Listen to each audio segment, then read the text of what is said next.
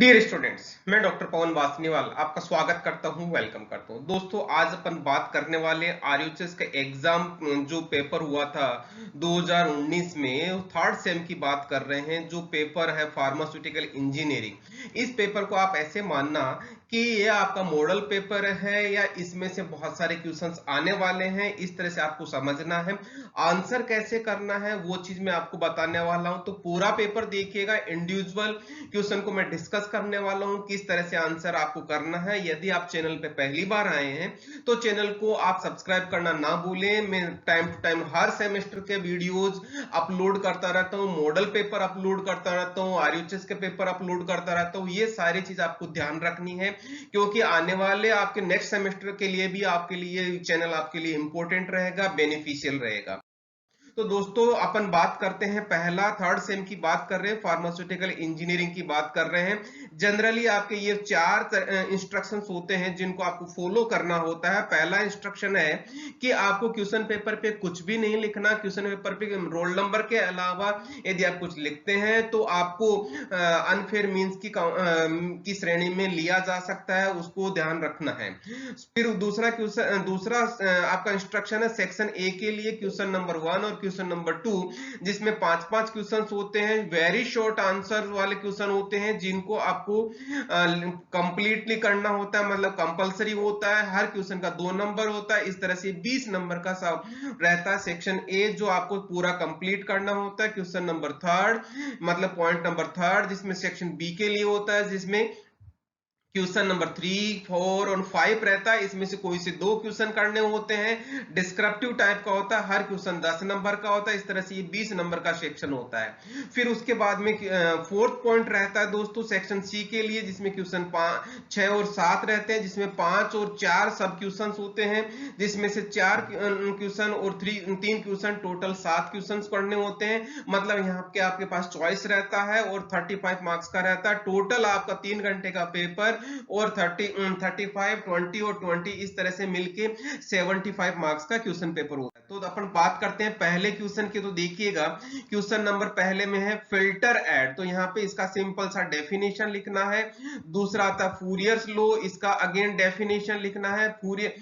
Filter add में इसका example और लिख देंगे तो आपका आंसर कंप्लीट माना जाएगा। फ्यूरियर्स लॉ में इसका डेफिनेशन, इम्पैक्ट क्या होता है, इसको शायद आप थोड़ा सा डायग्राम बना के बताओगे तो इसका डेफिनेशन बताना है, वो हो जाएगा। फिर उसका आता है फ्रैक्शनल डिस्टिलेशन, इसका डेफिनेशन लिख के इसका कोई एक एग्जांपल की फ्रैक्शनल डिस्टिलेशन को हम कैसे किसका हम डिस्टिलेशन करते हैं। फिर आता मिक्सिंग इंडेक्स, इसका डेफिनेशन लिख के इसका फॉर्मूला लिख देंगे तो आपका आंसर कंप्लीट हो जाएगा। ओके, इस तरह से आपका पहला क्वेश्चन हो गया। फिर अपन बात करते हैं दूसरे क्वेश्चन की। तो दूसरा क्वेश्चन देखिएगा कौन सा है।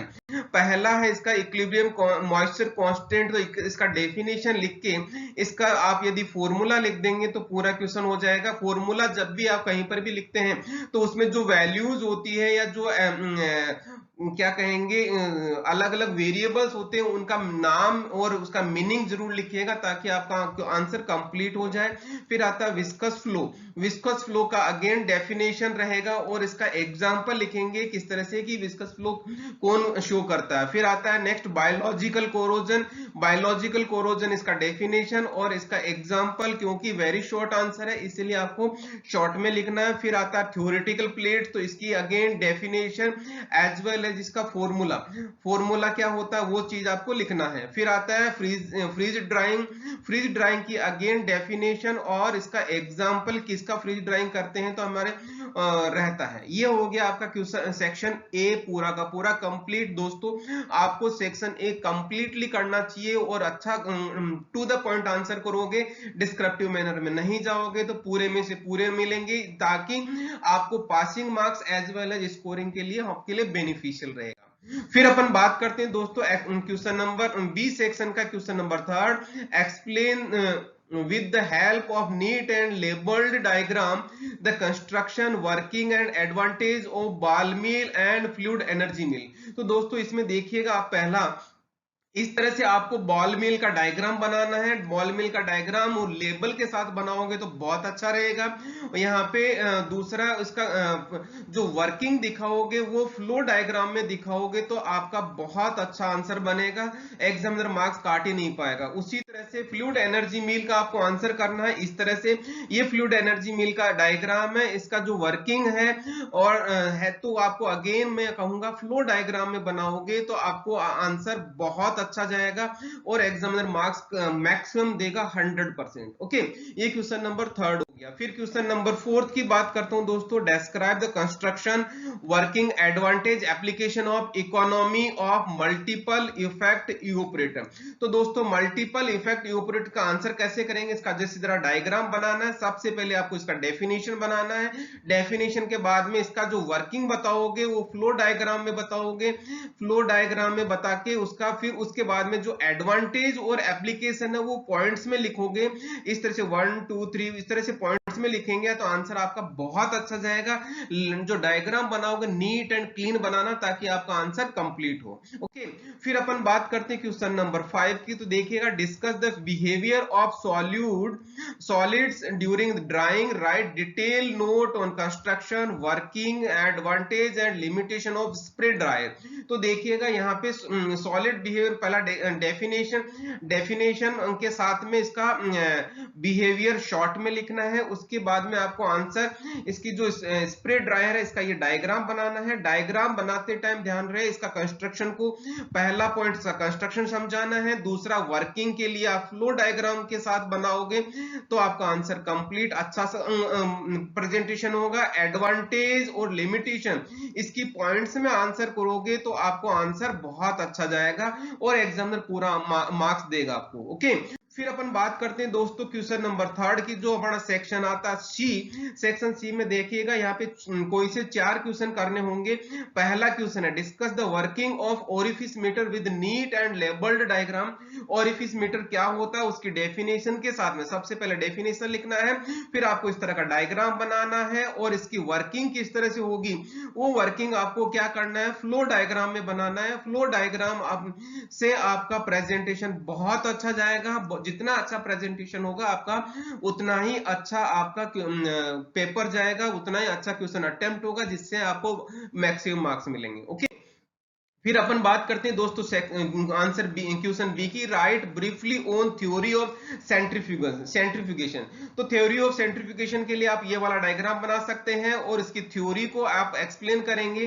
थ्योरी को एक्सप्लेन करने के लिए आपको आंसर जो करना है पॉइंट्स में आंसर लिखना है और उसका सेंट्रीफ्यूगेशन का जो फॉर्मूला डेरिवेटाइज होता है फॉर्मूला डेरिवेटाइज करना है आपको, तो आपका आंसर कंप्लीट हो जाएगा। ध्यान रहे पॉइंट वाइज आंसर करोगे बहुत अच्छा जाएगा डायग्राम के साथ में। नाउ दोस्तों अब अपन बात करते हैं क्वेश्चन नंबर थर्ड की। तो क्वेश्चन नंबर थर्ड में आपने देख रहे होगा see discuss the types causes methods for prevention of corrosion. इसके लिए आप देखेंगे कि सबसे पहले कोरोजन का डेफिनेशन लिखेंगे। डेफिनेशन लिख के उसके बाद में उसके कॉजेज और टाइप्स डिस्कस करेंगे। तो देखिएगा ये इसके अलग अलग फॉर्म्स हो गई, ये टाइप्स हो गया इसके कोरोजन के। तो ये इसका इस तरह से आप प्रेजेंटेशन करेंगे तो आपका आंसर कंप्लीटली यहाँ पे सेल्फ एक्सप्लेनेटरी हो जाएगा, तो आपको आंसर ज्यादा अच्छा होगा। और यहाँ पे इसके जो मेथड्स हैं इसके कॉजेज की आपको लिस्ट बनानी है। कॉजेज की लिस्ट बना के फिर उसके बाद में मेथड्स फॉर प्रिवेंशन के लिए देखिएगा मोटे तौर पे इनकी 4 इसकी रहती है। इसको किस तरह से इसको डायग्रामेटिक तरीके से आप आंसर इसको एक्सप्लेन करेंगे तो आपका आंसर बहुत अच्छा जाएगा। तो इस तरह से आपका आंसर सी कंप्लीट होता है। क्वेश्चन नंबर नेक्स्ट डी है जिसमें आप give the basic principle and application of steam distillation. तो दोस्तों आपको इसमें स्टीम डिस्टिलेशन का आपको ये डायग्राम बनाना है। डायग्राम बना के आपको यहाँ पे इसका प्रिंसिपल लिखना है। सबसे पहले शुरुआत क्वेश्चन की आंसर कैसे करेंगे इसका डेफिनेशन बताएंगे। डेफिनेशन के बाद प्रिंसिपल, प्रिंसिपल के साथ में डायग्राम बनाना है और फिर उसके बाद में एप्लीकेशंस लिखनी है। एप्लीकेशन को इस तरह से डिस्क्राइब करना है। क्वेश्चन आपको इस तरह से आंसर करेंगे 100% आपको एग्जाम मैक्सिमम नंबर देगा। ओके, फिर अपन बात करते हैं नेक्स्ट कौन सा question number E, that is discuss the objective and modes of heat transfer in detail. तो हीट ट्रांसफर के मेथड्स के कौन कौन से मोड्स होते हैं वो चीज तो देखिएगा, आपको शायद पता होगा 3 मेथड्स होते हैं, पहला कन्वेक्शन, कंडक्शन और रेडिएशन। तो दोस्तों आपको इस तरह से डायग्रामेटिक प्रेजेंटेशन देंगे, आपका आंसर बहुत अच्छा जाएगा। हीट ट्रांसफर की पहले सबसे पहले डेफिनेशन लिखेंगे, ये इसके टाइप्स हो गए, मोड्स हो गए और ऑब्जेक्टिव आपको पूरा डिस्कस करना है। तो इस तरह से आपका आंसर कंप्लीट होगा आंसर हमारा 6 का ई पार्ट। ओके, फिर क्वेश्चन नंबर 7 है जिसमें कोई से 3 क्वेश्चन करने हैं। तो पहला क्वेश्चन है discuss the briefly the principle of working air separator. तो एयर सेपरेटर क्या होता है, सबसे पहले आपको इसका डेफिनेशन लिखना है। डेफिनेशन के बाद में इसका आपको ये डायग्राम बनाना है प्रिंसिपल समझाने के लिए। प्रिंसिपल लेंगे, प्रिंसिपल उसका लिखेंगे और इसका ये डायग्राम बनाएंगे तो आपका आंसर कंप्लीट होगा। इसका जो वर्किंग रहता है वो उसके लिए आप क्या करेंगे, फ्लो डायग्राम बनाएंगे ताकि आपका आंसर कंप्लीट हो जाएगा। जिस तो प्रोसेस चलता रहता है उसी तरह से आपका इसका फ्लो डायग्राम बनाना। क्लियर, इस तरह से आपका आंसर हो जाएगा कंप्लीट। फिर आता है question number b, that is explain construction working advantage of rotary drum filter in detail. तो रोटरी ड्रम फिल्टर का ये पूरा डायग्राम बनाना है।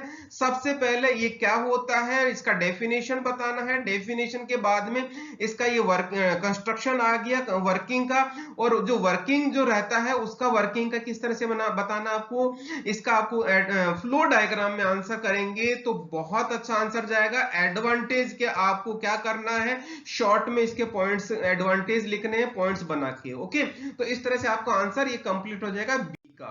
फिर आता है दोस्तों question number c, describe the factor affecting the material selection for the pharmaceutical plants. तो ध्यान देना, मटेरियल किस तरह जो फार्मास्यूटिकल प्लांट्स में मटेरियल सेलेक्ट करने के लिए कौन कौन से पैरामीटर्स होते हैं।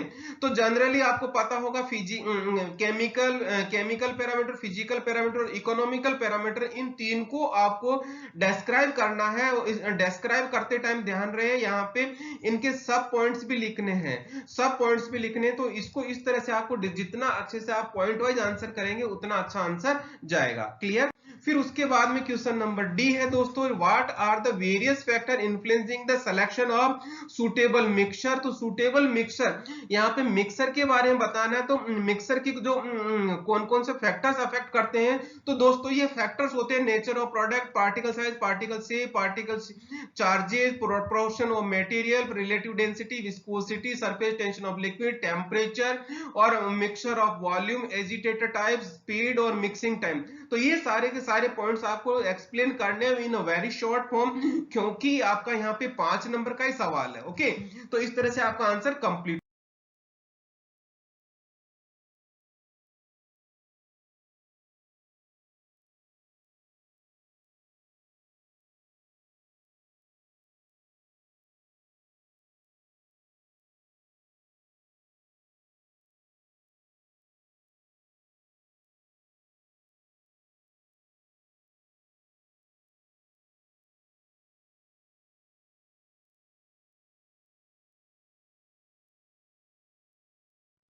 इसी के साथ मैं आपसे दोस्तों जरूर बात बोलूंगा, यदि अभी भी आपने चैनल को सब्सक्राइब नहीं किया तो चैनल को सब्सक्राइब करें, बेल आइकन को इनेबल कर लें। और यहाँ पे मैं आपसे एक बार फिर से बोलूंगा, आप कमेंट सेक्शन में जरूर कमेंट कीजिए, अपने दोस्तों को जितना हो सकता है शेयर करें, क्योंकि मैं आगे फ्यूचर में भी वीडियो ऐड डालता रहूंगा आप लोगों के लिए, आपकी पढ़ाई के लिए। इसी के साथ मैं आपको